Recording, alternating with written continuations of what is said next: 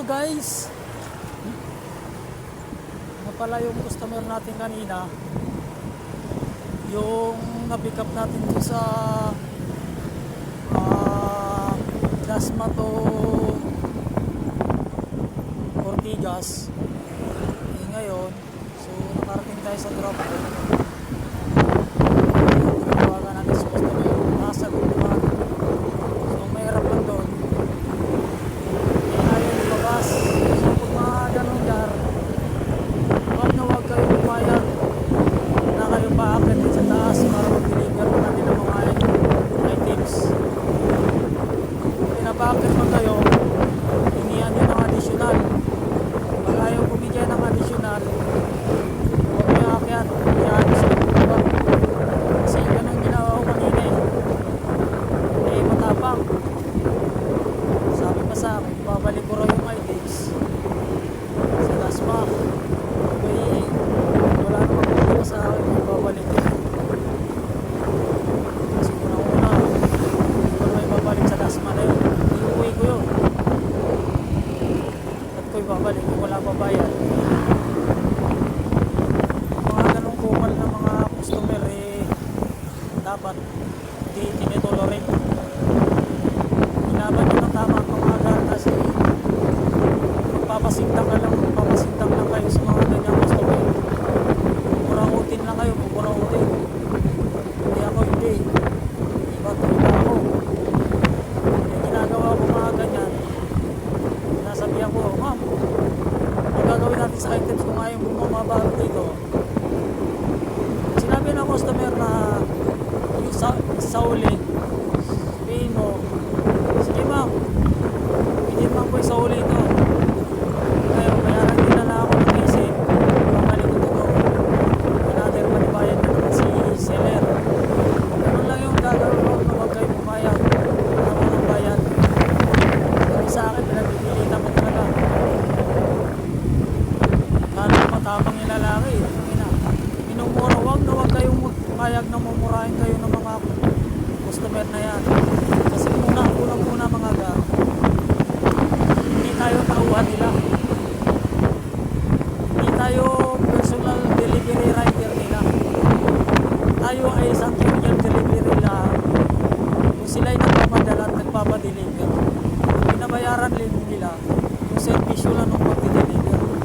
Pero yung pagkakatao natin at yung buhay natin, wag na wag talaga kayo pumayag ng murahin. Kasi ako minura ako kanina kaya sinagot ko Sinabihan ko na kayo nagmumura sir, minumura nyo ako. So nung nagharap na kami, dalawang lalaki pa hindi naman pala matapang, malambot naman pala. Matapang lang yung pagkamasama pag hindi mo sasagot-sagutin.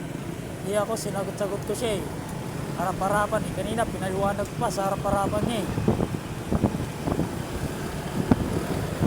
Pinapunya ako ng mura. Sabi pa sa akin, kupal daw ang sinabi ko. Sabi ko, kupal ka sir. Yung sinabi mo sa akin na minura ba ako, binalik ko lang din sa'yo yung kupal mo. Ganun ko siya. Kaya mga ilang ko sa inyo, wag na wag talaga kayo pumayag na murahin kayo. Sasagutin nyo. Yung binabayaran nyo sa amin ma'am, yung servisyo lang yung pag-deliver. Yung no need kayo karapatan na mumurahin kayo, sisigaw-sigawan kasi hindi naman kayo nagpapakain sa amin. Ganun lang ang gagawin nyo gar. Tatamimi yan. So hindi naman ako logi kasi dalawa naman yung na-deliver ko. Yung aking isang booking 4 na drop yun, 400 plus. Wala nga lang tip. Kala ko magbibigay ng tip wala pa lang tip. Sabi kasi nung seller may tip daw wala naman. So okay lang. Kasi nakakuha pa naman akong dalawa, 3 yung dala ko So ngayon pagbalik, wala tayong nakuha. Nangyari, binuksan natin sa Express. So nakakuha tayo ng Express galing San Juan to Paranaque, Grab pay sa 230 233 sa malinis na yun. Pero kailangan mo, yung 233 na yun, babawasan pa yun ng commission. So, mas malaking bagay talaga, Gar, kung mayroon tayong Grab Express. Kasi, tulad nga, walang lumalabas na lalamog kanina. Binuksan natin sa Express. Kaya, let's go. Uwi na tayo. Bukas naman. Sakit lang ang aking braso ko lang. Hindi ako makapokus sa pag-ano. Buhay. Pala, huwag makalimutan yung aking bagong channel, Nag TV Vlog. Meron din tayo sa YouTube, Nag TV Vlog. Subscribe nyo lang sa YouTube. At pindutin nyo ang notification bell. Marami kayo makapanood na videos. So bago lang naman ako, pero i-experience ko dito. At isasabi ko kung ano yung karapat dapat natin na isang career driver motorcycle, yung karapat dapat natin at yun ang ito yung tama. Kaya sa Facebook ko, Nag TV Vlog, yan, nakita nyo yan dyan, at bilang yan.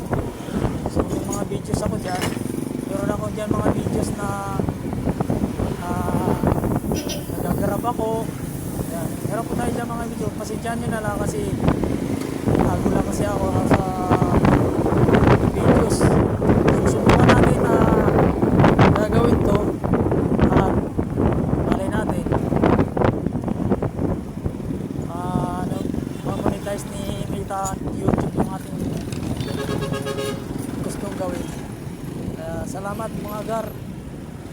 Thank you. Traffic pala. Ginagawa kasi yung ano dito, yung tulay dito sa sa Kawit. Sa expressway yata to, karugtong ng Cavite.